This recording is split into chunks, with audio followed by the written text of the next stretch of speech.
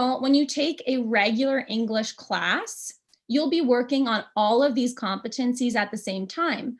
One day you'll have a listening exercise, the other day you'll have a writing exercise, etc.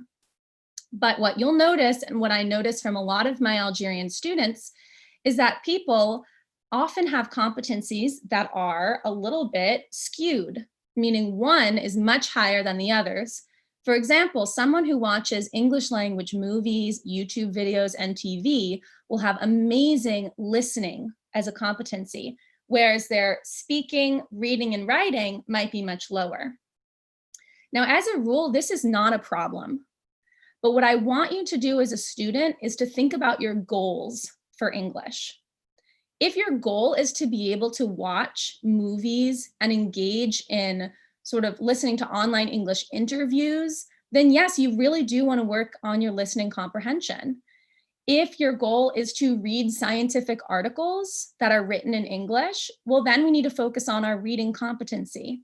If your goal is to attend an English speaking university program, well, then we're definitely going to need a lot of writing and reading work. So I bring up the 4 competencies not to say that all of them have to be the same, but that I think it's a useful framework for self-guided learning. Asking yourself, why am I learning English? And what can I do to meet my own goals? If your goals are to speak with English speakers and you spend all your time reading articles, you're not working on speaking. You're working on reading, and it's great. Every competency is great. But I often have individuals who come to me who say, my listening is terrible, but I do grammar exercises on Duolingo all day, right? You only really work on listening with listening, reading with reading, speaking with speaking, and writing with writing. Ariella, I'm so sorry to interject with a small technical issue, but we're good now. I think that the stream kind of started maybe a couple minutes after we talked over on YouTube. So for people watching on YouTube, you may have just come to Ariella's face. So I just want to explain that this is a talk sponsored by and it's a beautiful face, sponsored by the American Cultural Center Algiers. And we're talking to 2 English teaching experts who are giving us their top tips on learning English. And speaking right now, who I think she has one more tip to provide, is Ariella Knight, who is the CEO and founder of the American Institute for English, which is a new English language school and cultural center in Algiers. So Ariella, I'll kick it back to you to give your last tip. And also for anyone who didn't hear it, one of her tips, which I thought was great, was the accent is not important, and Americans actually really enjoy an accent, so don't obsess with that. Okay, Ariella, one more minute, and then we'll kick it over to Nassim. Sorry. No worries. So we're just finishing up this tip about figuring out your English language learning priorities. I just wanted to throw one last tidbit in there, which is that I really recommend reading.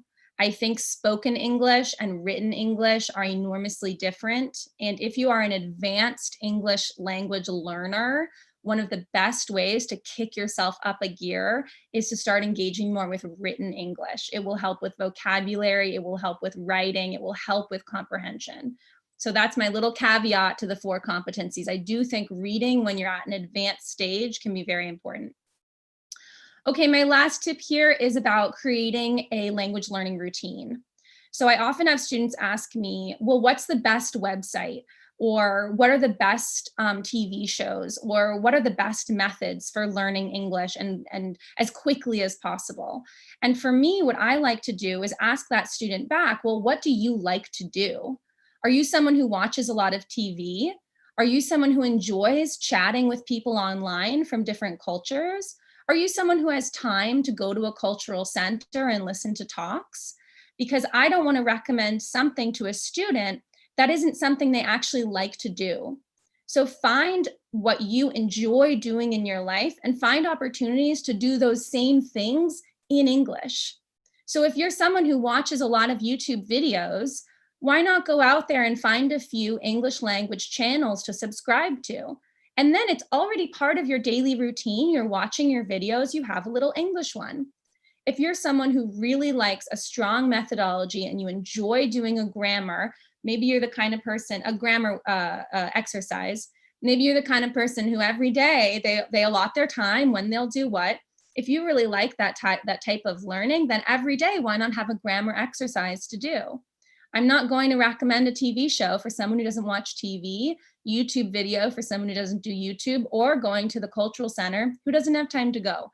So it's about looking at your own life, figuring out how can I incorporate English into my routine? Because if it's not something you can incorporate, you may do it for 1 day or 2 days, but it's not something that will be sustainable. That's my last tip. Thank you so much, Ariella. All very actionable items. And I know there's going to be some overlap with Nassim because he definitely shares your view on that last point about doing, I watched his YouTube video on, he's not going to recommend music to someone who doesn't like music. And I'm sure he'll talk more about that. So to introduce Nassim Bekala has been teaching English in Algiers for 10 years. He graduated from the English department of Algiers University and has a degree from the University of Cambridge in teaching English. He leads a very popular Facebook page for teaching English that is called Practice Makes Perfect with Nassim. He also has a YouTube channel by the same name. And he shares lots of great tips for learning English. So you should definitely follow Practice Makes Perfect with Nassim. So Nassim, over to you to give us your top learning English tips.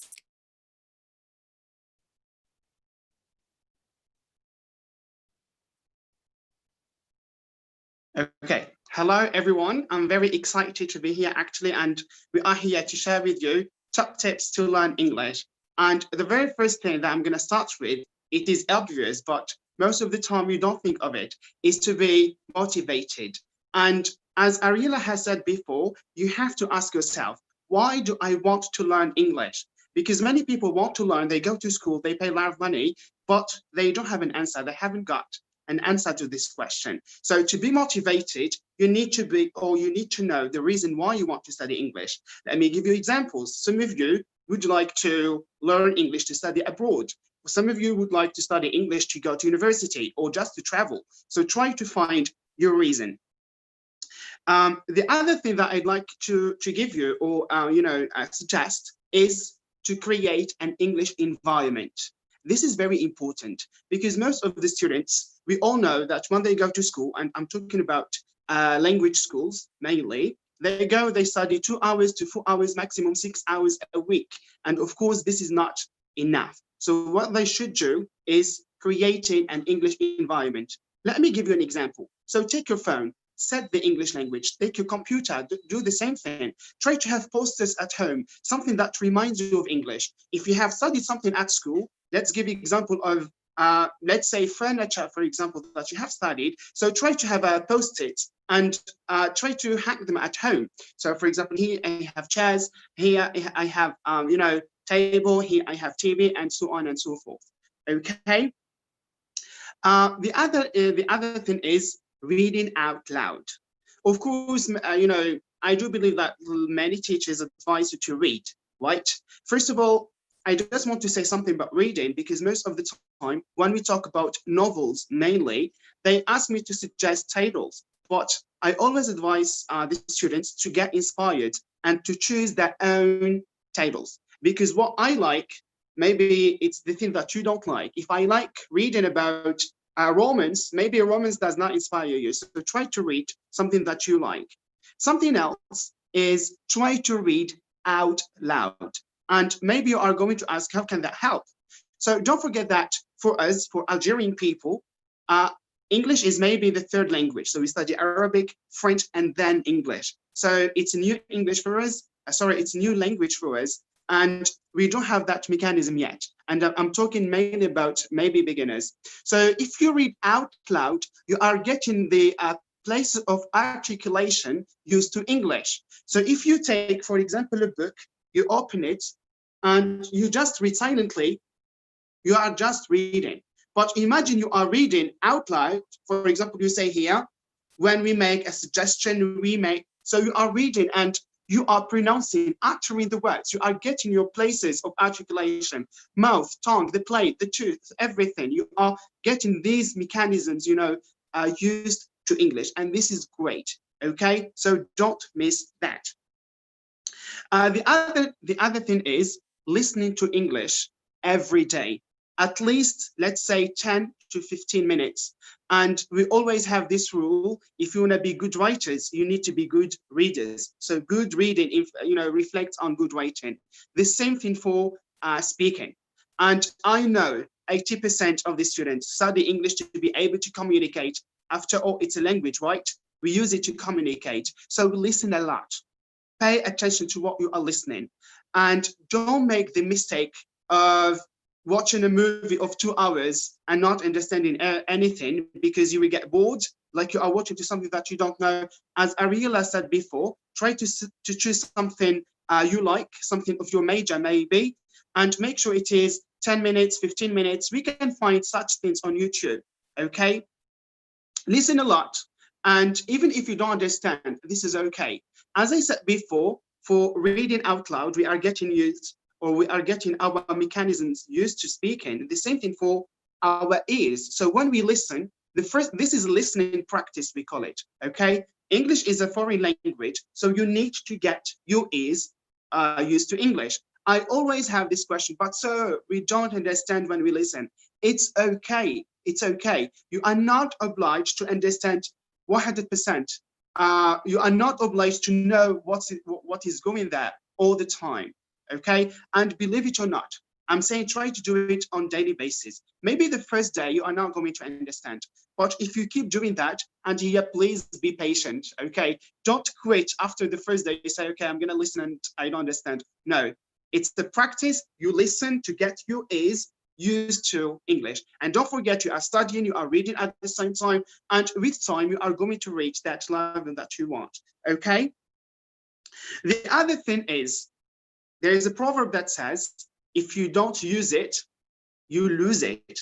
So let's imagine that you go to school, you read out loud, you listen to English, you discuss, you chat, but you don't use what you learn on daily basis. You don't practice. Let me tell you something. I used to have that problem when I was a university student. I used to have a notebook writing a lot of vocabulary, like words, sentences, phrases, idioms, proverbs, everything. And then what I do, I close my copybook or notebook and I don't take a look on it again. What happened to me? I forgot everything. Why? Simply because I didn't get what I have learned into practice. So please try to practice. For example, let's say that you have learned this idiom, this proverb today. If you don't use it, you lose it. Use this. Go to your friend and tell him the same thing. Tell him that if he doesn't use it, he will lose it. Okay? Just try to share what you learn with others, and this is the kind of practice actually. Okay. The other thing or two other things that I'm going to combine together is, don't be afraid of making mistakes and don't compare yourself to others. So let me shed the light on the first part. Don't be afraid of making mistakes. I have a Facebook page, as Emily said, and the questions that I receive, sir, I'm shy to talk with others. Why? Because I'm afraid of making mistakes. I'm a teacher, maybe, and now I'm talking to you, and maybe I have made some mistakes. It's okay. It's okay to make some mistakes. And believe it or not, if we don't make mistakes, we don't learn. And we do learn, and we do progress, and we do level up when we make mistakes.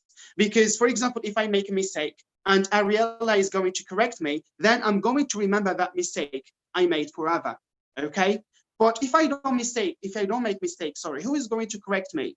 How can I learn? How can I know that actually I'm making mistakes? I prefer to make mistakes now with my friends or in the classroom at home, and not making it when I have a speech to deliver to many people, when I have to teach maybe, or to go abroad.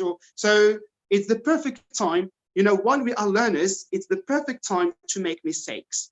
The other thing, don't compare yourselves to others. And here again, I'm going to talk about accents, as Ariella said. We do have a problem here.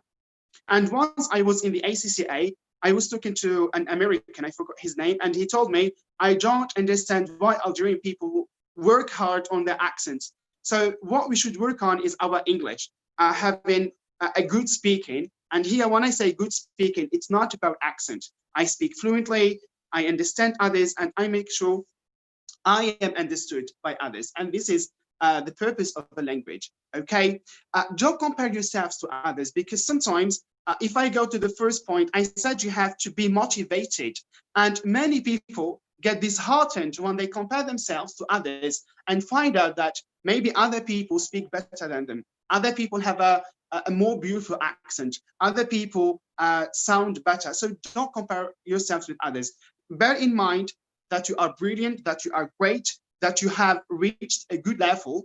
And once I have watched a documentary about the psychological state of any learner. So try to be happy, try to see the brilliant side, try to tell yourself, yeah, I have learned, maybe, you know, sometimes your knowledge is better than that one who speaks with an accent, whether it's an American or British. Maybe sometimes your knowledge is better, your grammar is better, your writing is better, okay? So try to see the bright side of yourself. Try to see what is you are, or try to see what you are good at and work on it, okay? Try to see your achievements regarding English learning, okay?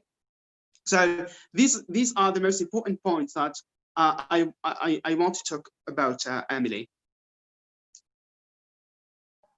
Thank you, Nassim. Those were really good tips. I totally agree with use it or lose it. That's so true. And also that there needs to be a level of fearlessness to speaking. Otherwise, you're just not going to do it.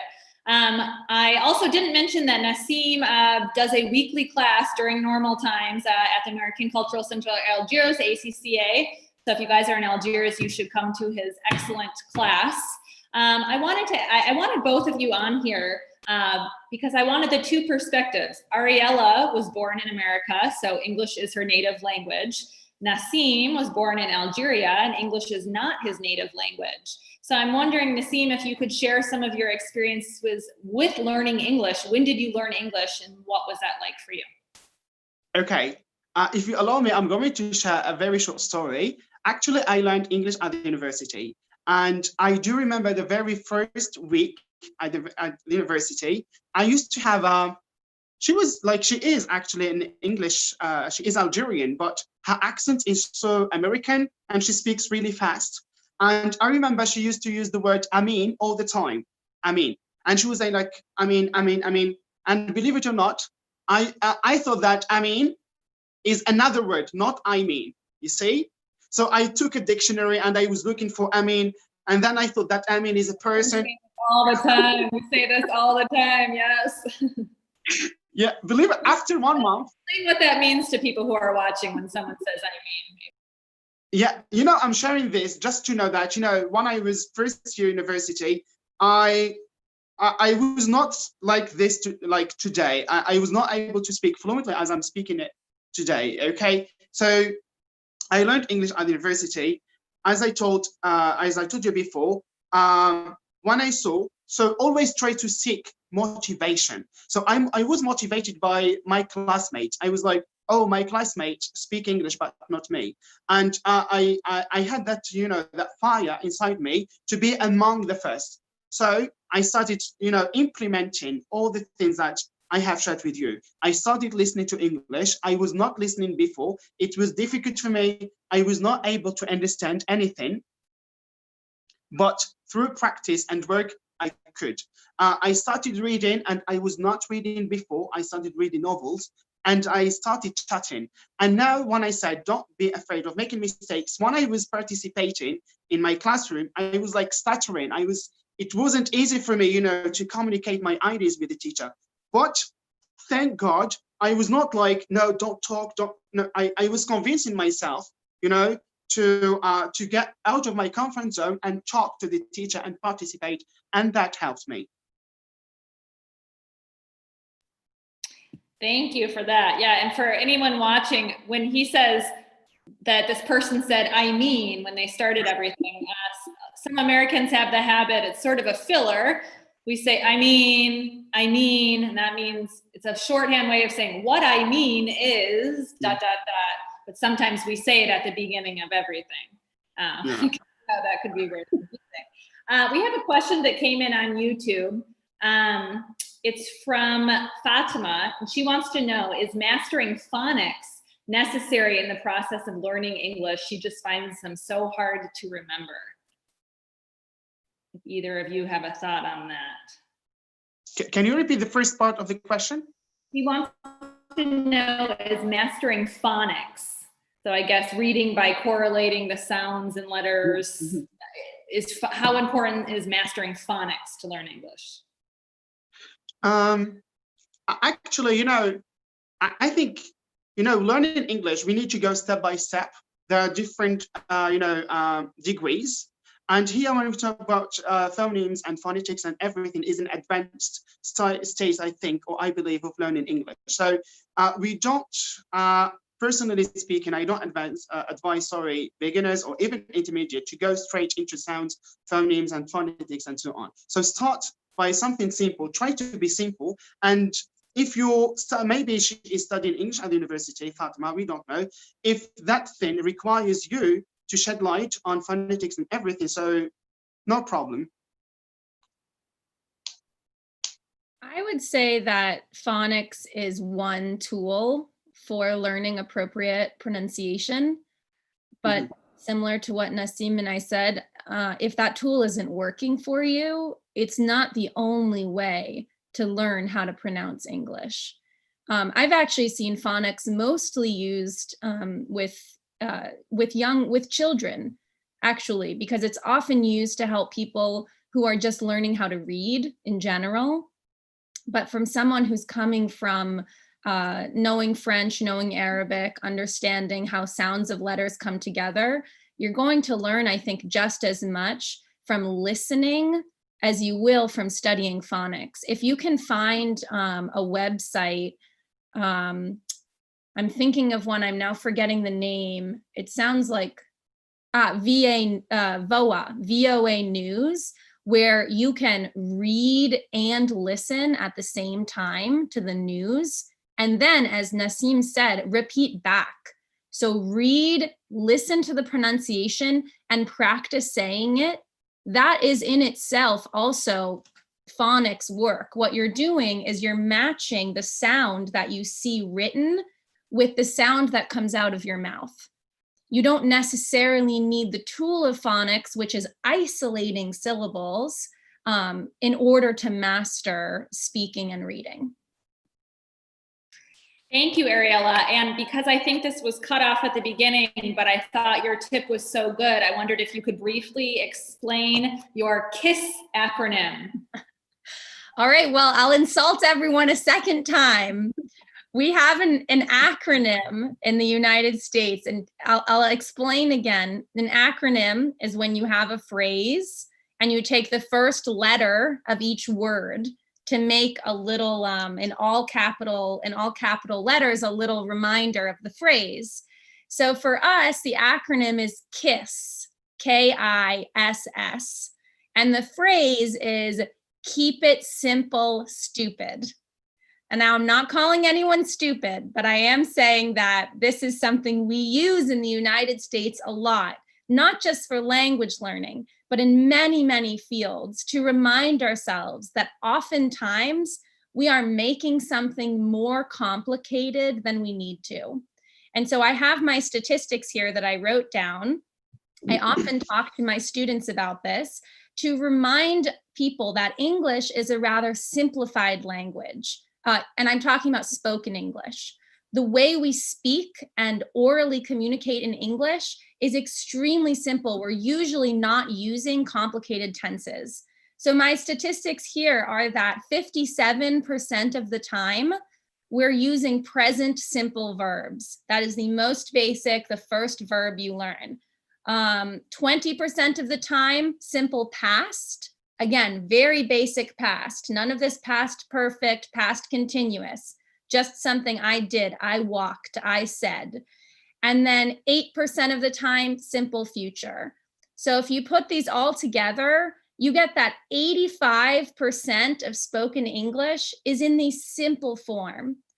And so when I have students who are always trying to use present perfect, past continuous, even present continuous, and I can explain what all these are, but let's just say that simple is often your best bet when you are speaking in English. Keep it simple, stupid. Kiss. That's a good thing to remember. We have another question that just came in on YouTube from Sign11, who asks, tell me please what to do when you want to practice your speaking, but there is no one around to practice with. I'll have one suggestion, and I'll let Nassim answer. There are actually a number of websites that will connect you with other language learners. So one website I can recommend right now is called italki. That's with a little I, the word talk, and another I. And it's actually a website where you can take language classes if you want. So you can pay money for a class over Skype or Zoom, but it is also just a network of language learners. So you can connect with someone on the website, just someone learning, and for free, you decide, well, let's be conversation partners. And then you organize times to meet and talk. I know there's a couple of websites out there that are offering this type of feature. So I would recommend that.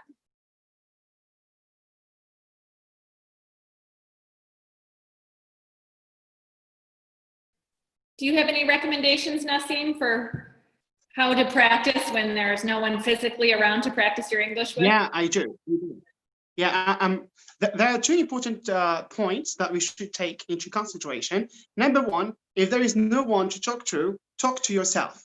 I remember when I was a university student again, I used to think of some topics and talk about them. What I used to do is to take my phone and record my voice. So I talk about those topics, record my voice, listen to myself, and believe me, it's a very brilliant way to correct yourself. Because sometimes when we talk, we don't pay attention to our mistakes. But when I record my voice, I listen to myself, I'm going to pick up some mistakes. And at the same time, you are speaking, okay? Some people are good at writing, but not good at speaking. So they can use that. They can write what they are thinking of and then reading it out loud and record themselves. This is number one. Number two, now social media. So Facebook Messenger, Instagram. So you can create groups with your friends and try to talk with them. Or you can join, for example, in my page, I do have, I go live 1 to 2 or once to twice a week, and I invite people to talk and practice. You can find similar things on social media. So I just, advise this person or suggest to use social media, creating groups and talking to different people on social media. I will add that last fall, I was at the International Book Fair in Algiers, and there's people from all over Algeria who come to that book fair. And I overheard a group of individuals speaking English. It was a group of maybe four friends. And I went up and I said, hi, I'd love to know where you're from. I'm an American. They all look up, they said, we're Algerian. We just like to practice English together. Yeah. So it's perfectly possible. And you might even invite someone who wants to learn English, who hears you, or someone who is an English speaker who comes and interrupts.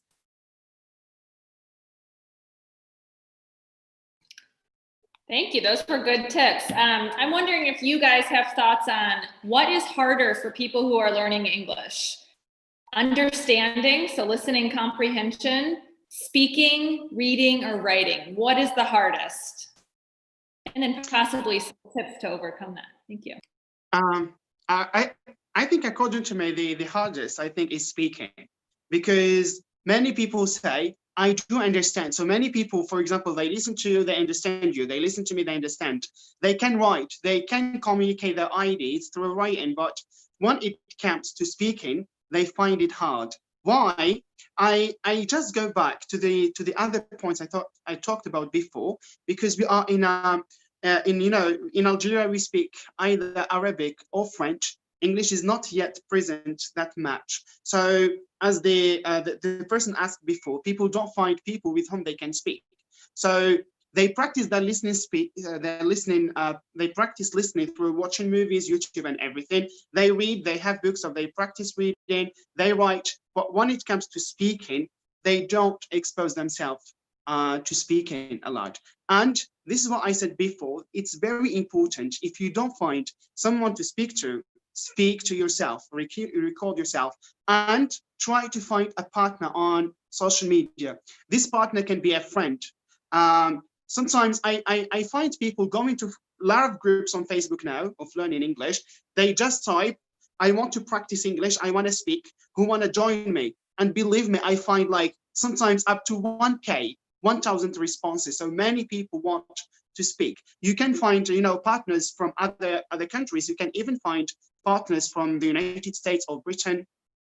So yeah, so just work on your practice, on your speaking skill, because I do believe that is the hardest skill to be practiced. So we have to give it much attention.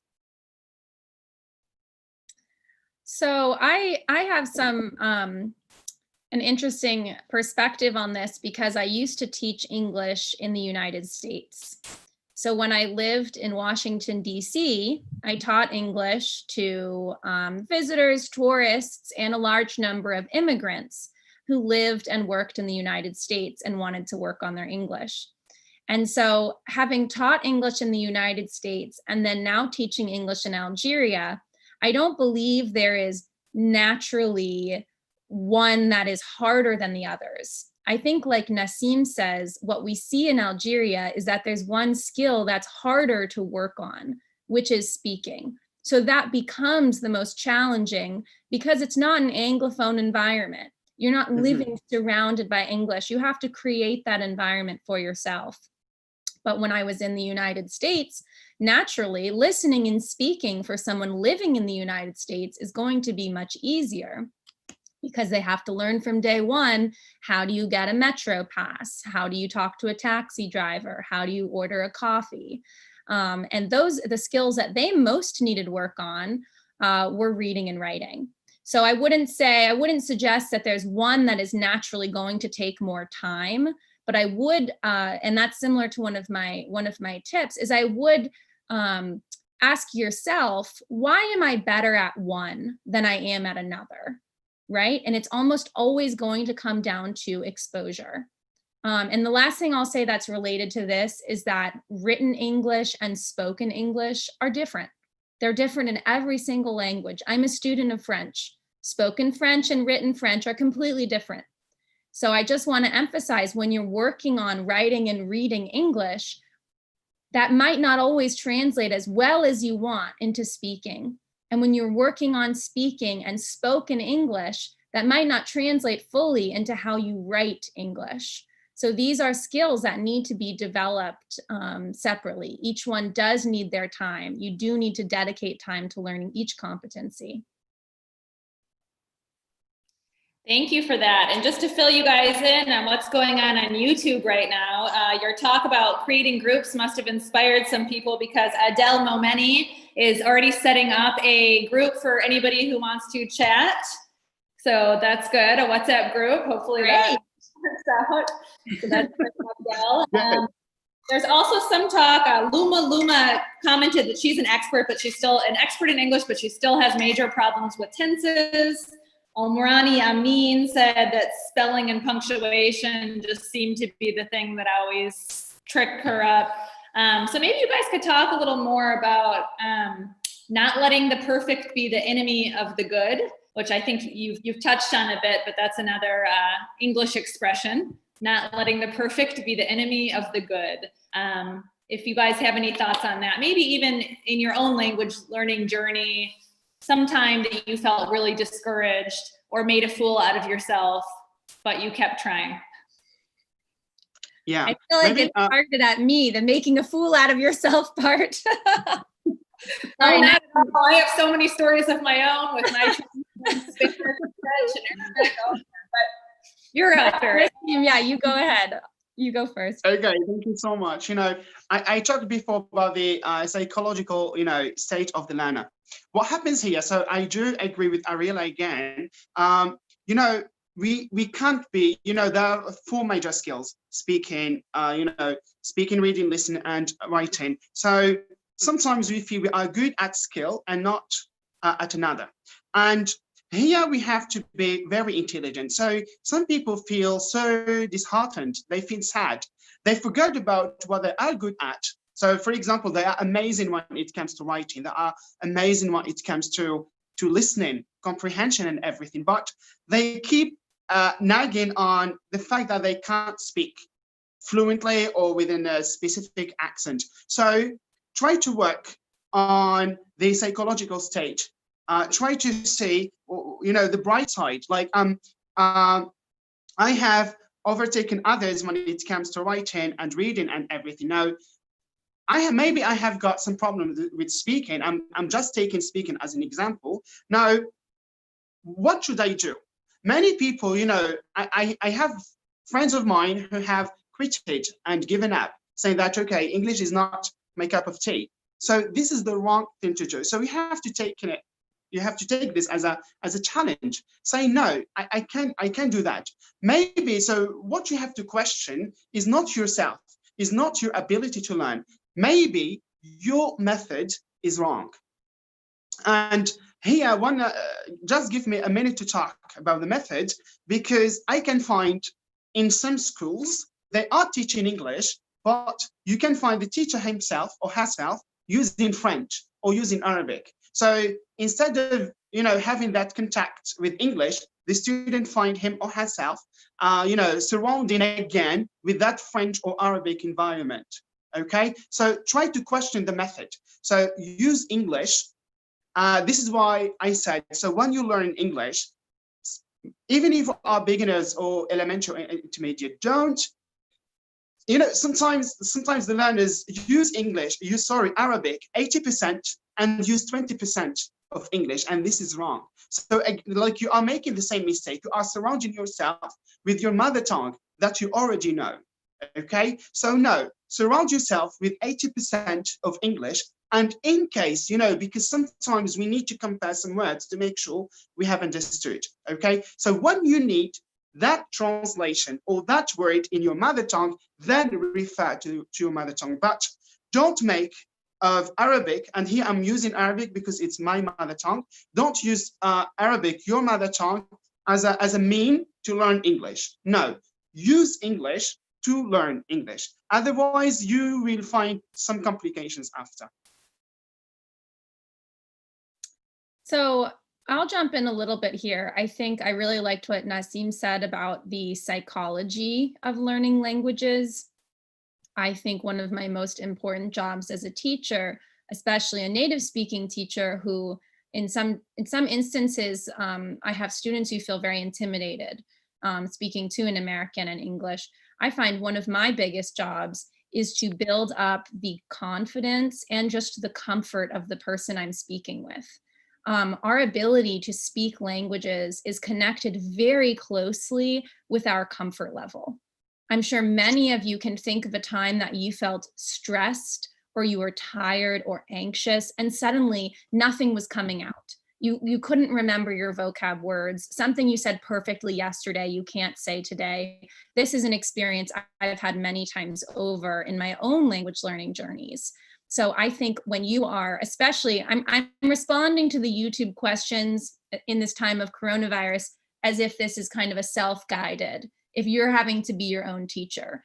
So I would recommend that you practice giving yourself some comfort, some kindness, and some confidence building. So if you're really stuck at something and you're getting very upset about it, go back to something that you know well. Go back to something that can make you feel better. Maybe reach out to someone who's at a lower level of English and you can be the instructor, all right? Because in our brains, the psychology of confidence is actually going to connect to feeling comfortable and relaxed, and then therefore able to learn more. So sometimes if you're feeling very blocked, thinking about ways to almost psychologically make yourself feel better are just as important as finding a new exercise that will help with that problem.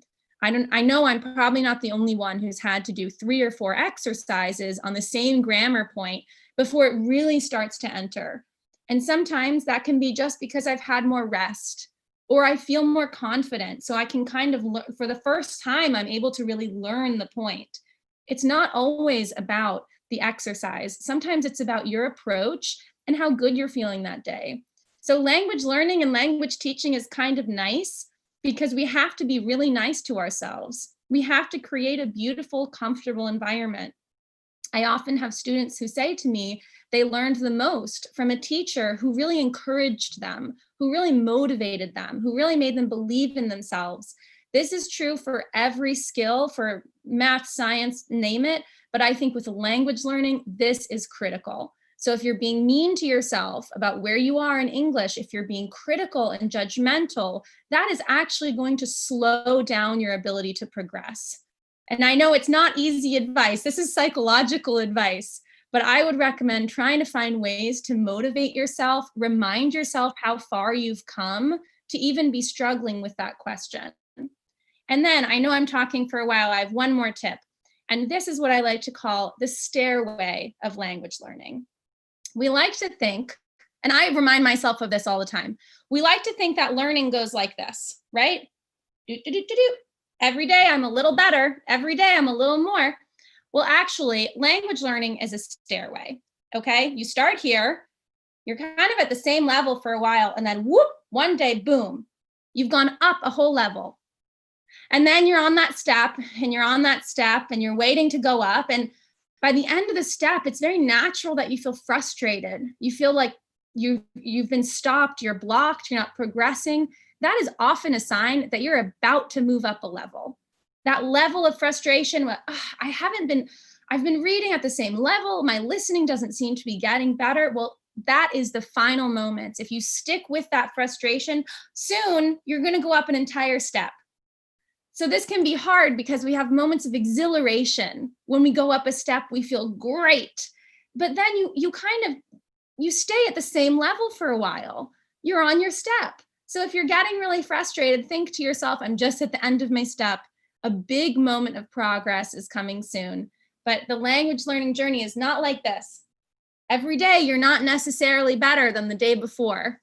All right? So I try to remember for myself when I make the same mistake in French or in Derja for the 1000th time, I think, I'm just on that step. One day it will click and I will go up a step. But for now, I keep trying. Oh, preach. That was very motivating for me as someone who's learning languages. Thank you for that. I have one question for each of you left. Nassim, there is a comment that just came in on YouTube that I'd like to get your take on. Omrani Amin says, the most important condition to become fluent at a language is loving the culture that this language carries. If you don't admire the culture, you can't learn the language. Do you think that's true? Sorry, I believe it helps. I believe it helps because if you like, if I don't know, if you love the American culture, I know some people from the ACCA who know who love the American way of living, their culture, their everything. So it's a kind of motivation, and I talked about motivation before. If you use the culture to motivate you to learn, so it's great. But it's not necessarily that you have to love the culture to be able to learn. So as I said before, motivations are different. Some people are motivated because they want to study university, others just because they love languages. If I talk about Adam, I was impressed when I heard his French. Like many people, they have this ability to learn languages, and it has nothing to do with the culture. Guys, Adam is my husband who works at the US Embassy, and he's very good at languages. He's one of the people I compare myself to. As Nassim said, don't compare yourself to other people, but so that's who Adam. Yeah, so as I said, be careful, because maybe if you tell others, if you don't like the British culture, you won't be able to study English. So we will maybe devastate them, okay, put them down, and that's wrong, okay? I would say that culture, maybe it's is that nudge that can help you, but it's not necessarily related to learning languages. I know it wasn't my question, but I want to add something, which is that as English becomes more and more widespread, it's actually becoming associated with many cultures. So, you know, you could learn English in order to live and work in India. You know, you could be learning English to live and work in China. You could be learning English to live and work in Dubai. So the culture of the language is not necessarily connected anymore to just native English speaking countries. Yeah. That's a good point. Another maybe controversial question here from Eyeshadow Warrior that I'll give to Ariella. He wants to know which state in the United States speaks the most correct English. See, these are the questions I receive that make me smile, because we don't have this same way of thinking in the United States. And I think in many ways it's something I encounter a lot in Europe. Like in France, the type of French you speak says something about you. It says from what area you're from, maybe what class you're from. The same with England. If you have a posh accent, it means something. If you have another accent, it means something. So in the United States, we definitely have different accents. We have a Southern accent, we have a Midwest accent, we have a New York and a Boston accent. And don't get me wrong, we have stereotypes about the accents. We make fun of people with different accents for sure, but we don't have an idea that one is definitely better or best. It's more like different regions. You know, you can get the best barbecue in Kansas and you might have to hear their accent while you're eating it. It doesn't have this correlation as being the better or the best. I will say that the type of accent that you usually hear in movies, I guess, is kind of a neutral accent that you'd hear maybe on the coasts, but it's not so clearly defined. You can have someone living in Atlanta, Georgia with a Southern accent, and you can have their neighbor speaking with a Northern accent. So it's not a very clearly defined thing in the US. I'm sorry, I can't give a better answer. No, I think that was good. And this might have got cut off earlier, but Ariella was saying that accents don't matter when you're speaking English, as long as you're speaking. And it's very true. And also that Americans really like accents. It piques our interest. We ask questions when we hear an accent. A few people in the YouTube chat have commented on Nassim's British accent. And I would say us as Americans, we love a British accent. I don't want to speak for everyone in America, but I would say that's fairly universal. So again, yes, accents don't matter. Okay, well, we are kind of low on time here. I don't think we have any questions coming in, so we can wrap it up. You guys want to maybe give a couple parting thoughts? Both of you, I think, have already been so motivating, but if you wanted to give any other maybe final words of encouragement or a final tip for learning English. Okay, I would start by saying, because this has happened to me in the past, and I would like to give this piece of advice to the learners: never listen to those who put you down. Never listen to those who say you can't learn a language. I was at the university first year, I had some problems, and many people were saying, you can never learn English. And I could, and I'm speaking English now. I had other people who were saying, you could never make a good teacher. And alhamdulillah, I'm a very good teacher. So just challenge yourself. And if you can't do something, just remember that you have a brain and you are a human being, and you can make marvels. Okay, just have faith. If I have to give a final word, this is it: have faith in yourself. Have faith in yourself. Good message. Ariella? I don't know if I have a very motivating final message, but I will give a general shout out compliment to Algerians. As I mentioned, I've taught many different nationalities of learners. And I have to say, hands down, Algerians are the best learners of English, and that includes accent. I mean, most Algerians are speaking 3 languages fluently, if not 4, if you're looking at all of the native languages from the areas that they're from, Algerian Arabic, Arabic in school, then maybe also French. So your ability to learn and master languages is extremely high compared to those of us who, I'm sure myself and Emily included, started learning our first, second language as teenagers or adults. You guys have the ability, you have the capacity, and you've proven it time and again. So just know that if you're ever feeling some doubt, that me as an American teacher in Algeria, I'm telling you, Algerians are amazing at languages, really. That's my final word. Thank you, Ariella. Thank you. It's true. Well, thank you guys so much for this great talk. You guys can follow Nassim on Practice Makes Perfect with Nassim on Facebook or YouTube, and also come to his weekly. Sorry, Emily. Sorry to interrupt you. Facebook is Practice Makes Perfect only. Facebook, my Facebook, Practice Makes Perfect. The YouTube is Practice Makes Perfect with Nassim. Great. And Nassim, remind us, what days do you usually teach your class in the ACCA under normal circumstances? It's generally on Mondays from 10 to 12. Okay, but we'll post a new schedule once the ACCA reopens. So if you're in Algiers, we'd love to see you there for Nassim's class. And Ariella is, again, the CEO and founder of the American Institute for English. You can find that online at ai-algeria.com. And please follow us on the YouTube channel. You can press follow on there. And we hope to see you guys in person at the ACCA or one of the other cultural centers. Thanks so much, you guys. Have a great day.